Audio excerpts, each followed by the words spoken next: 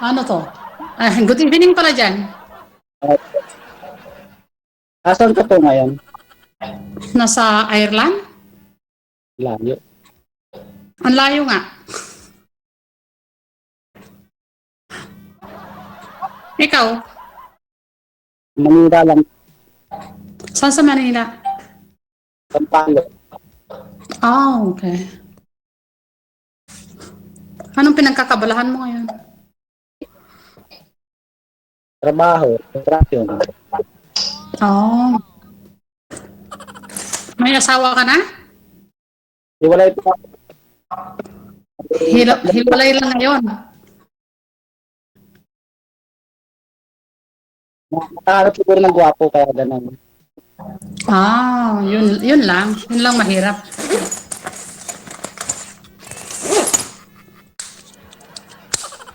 Hindi ka sigurado, sir, kung nakahanap ba talaga ng gwapo? Hanap po ng gwapo. No, I just changed him because I think he have a problem with the going to the toilet all the time. So he's very constipated. But I just put a little small bit of soap in his bum. Maybe it will help him later. So I think he's just too tired. Since you left, you always go to the toilet in and out. And the thing is, the fridge is open when you go away. The fridge? Yes, this one. So would you mind to close it properly because all of it, the milk is Yeah, very easy. we make a mistake to close. Yeah, that's always double check. Just like this, okay? Okay. Okay. Sir, ang sabi mo, sir, baka nakahanap siya ng gwapo, hindi ka sigurado? Ba't to kayo naghiwalay? Hindi ka sigurado. Sabi mo kasi baka nakahanap siya ng gwapo. So hindi ka sigurado, no? Ano pa ba? Ano? Nakahanap, sir. Ha? Nakahanap na.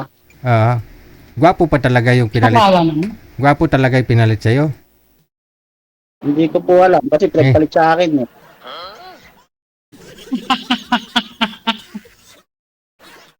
Kasi kung mas gwapo ako, sir, hindi ako pagpapalit doon. Ay, hindi naman gwapo yung binabasihan. Ano ko ba? Hindi naman nakukuha sa kagupuhan yun. Oo, minsan sa performance. Nasa tao yun. Oo, kahit gwapo ka ba naman kung hindi mabuti yung kalooban mo, after that, gwapo ka nga, wala ka namang work, ganun yun. So kahit pangit ang isang tao, kung kayang-kaya niyang tumayo sa sarili pa, gampanan yung pagiging pamilya, that's all. Hindi Kaya, nakukuha kaya. sa gwapo, di ba? Di ba, sir? Hindi nakukuha sa kagupuhan?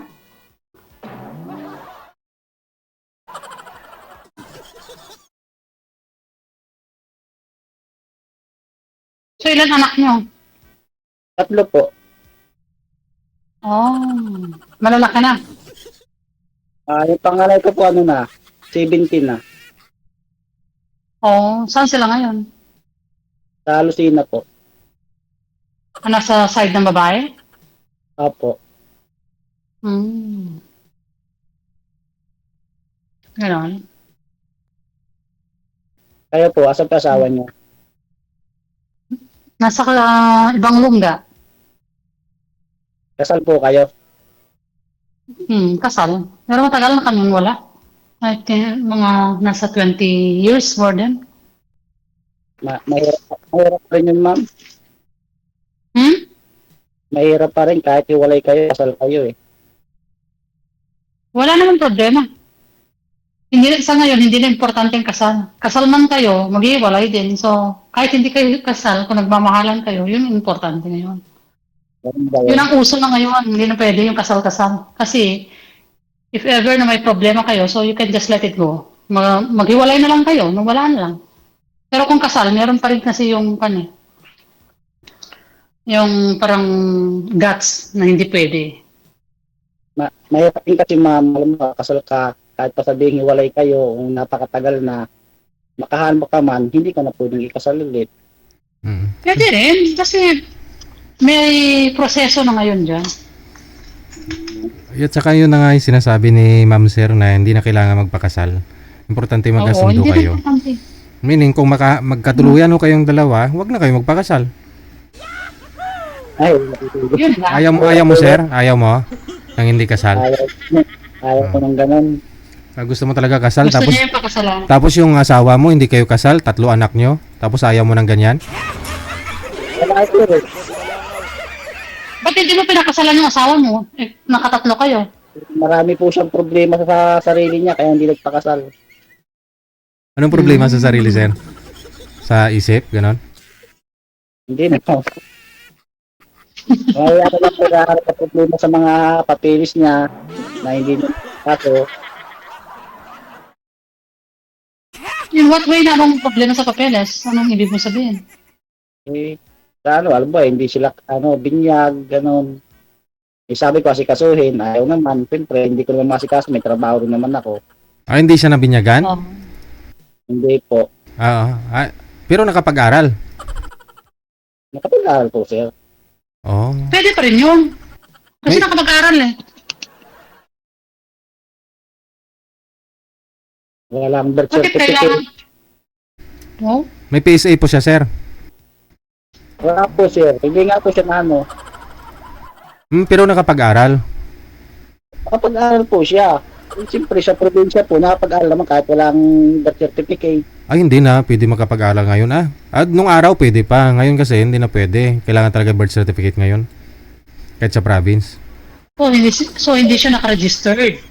Mm-mm. Hindi Wala sigurong baptismal, ganun.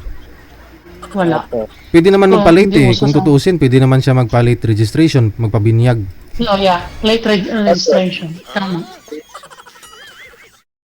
Ay, ayaw din naman. So, Gusto ko- hindi, wala. Ang karawa. Hmm. Yun ang mahirap.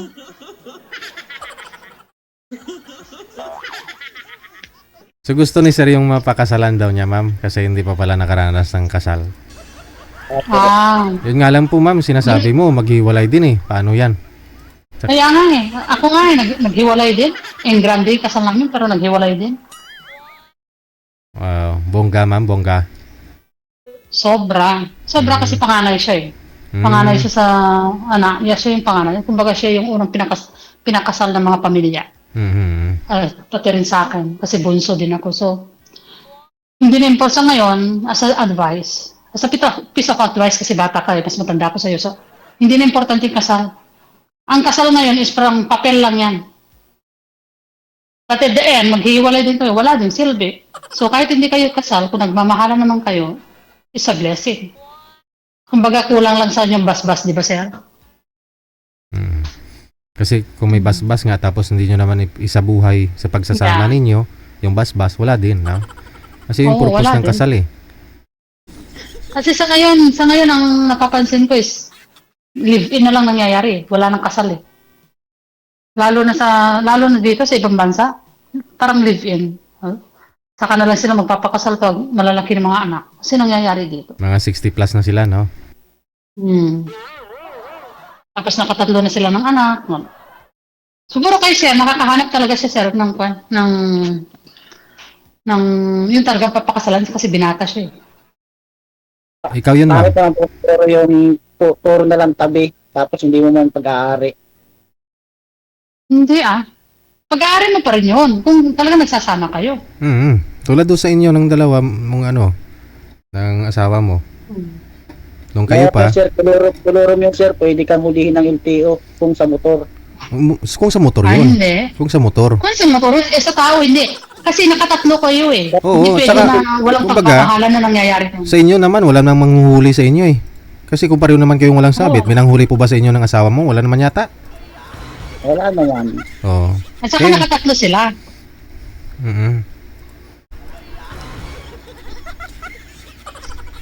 Kailan ka lang ba iniwan ng asawa mo? Bago lang? Matagal na po, may 7 years na.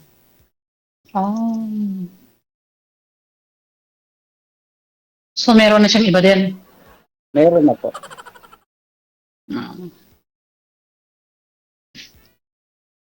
Yun na mahirap.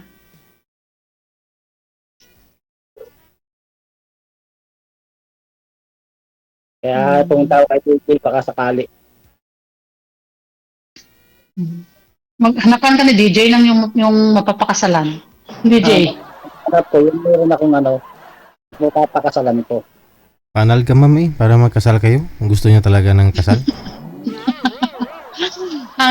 Ang hirap magpa-anal, walang anal sa Pinas. Meron Divorce lang ang wala dito Anal lang. Dito ko Meron. na, hindi, inaasikaso ko na dito sa akin. Oo. Adin para mas madali Dito dyan, ko no? na. Mas madali. Kasi dito lang is dalawang hearing lang. After that, depende kung ano yung magiging decision ng judge. Dito, pwede. Basta pipirma lang yung ex-husband. Sa akin, wala na pang problema kasi may asawa naman na siya. May dalawa ng anak.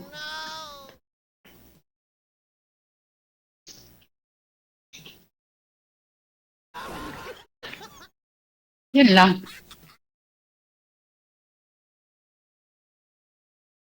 Saka pwede mo hanapan sa DJ ng yung kaedad niya. Para ako kay JJ. Gusto ko kasi makakasal ako. Mas gusto niya yung makasal, DJ. Mahirap po talaga yung yun nga sabi nila yung bongga. Tulad kay ma'am, sabi niya bongga yung kasal. Tapos mahirap kasi hanapin yung totoo sir Kumbaga walang Hindi, asyo. sir, bongga yung kasal. Anong gusto mo? Yung kasal na kasalang Walang bayan? okay. Oo. Bakit Yung West lang. anong gusto mo sir? Ba't anong purpose mo magpakasal? Anong rason mo para sa'yo? Anong rason mo? Bakit kailangan ng kasal?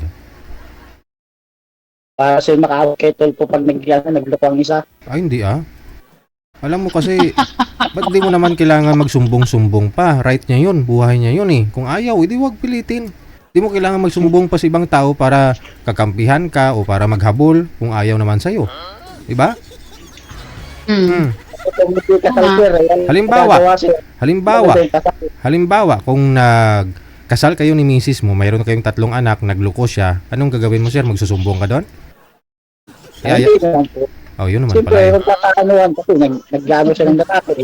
Ang ganda sa pads for. Ay di, wag mo ipagkait yung kaligayahan niya. Ibigay mo yun sa kanya. Maghanap ka ng bago.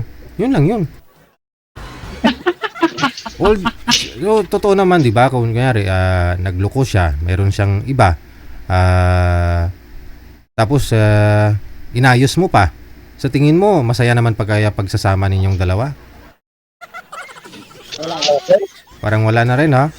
Oh, kasi May guts na yung pag hindi na masaya pag may Kasi may lamat. lamat na Kumbaga, everything na ginagawa ng babae, ganun din sa lalaki. So, I think something, lagi kang may doubt, di ba?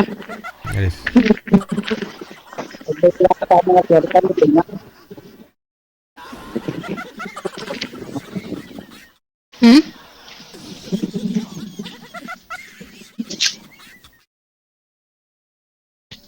Hanap ka kay DJ.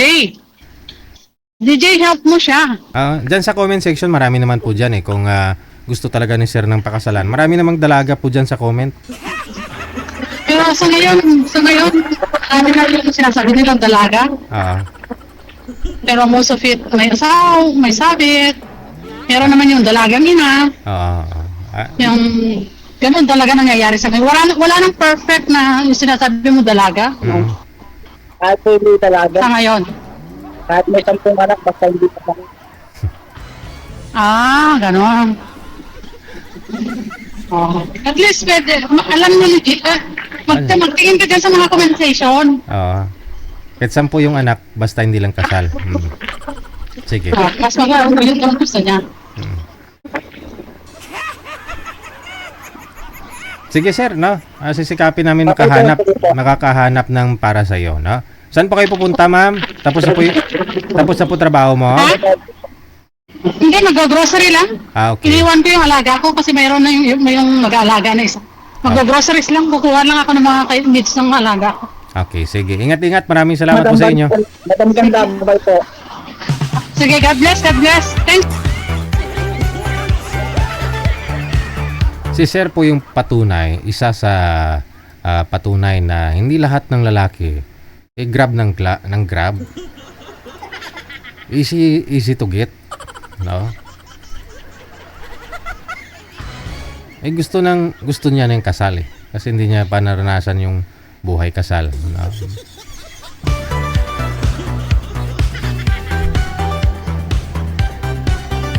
Kay madam naman, yun nga pong sabi niya, bongga nga daw yung kasal nilang dalawa, pero naghiwalay din sila ng mister niya. So may mga rason siguro, no? Hindi natin alam. No?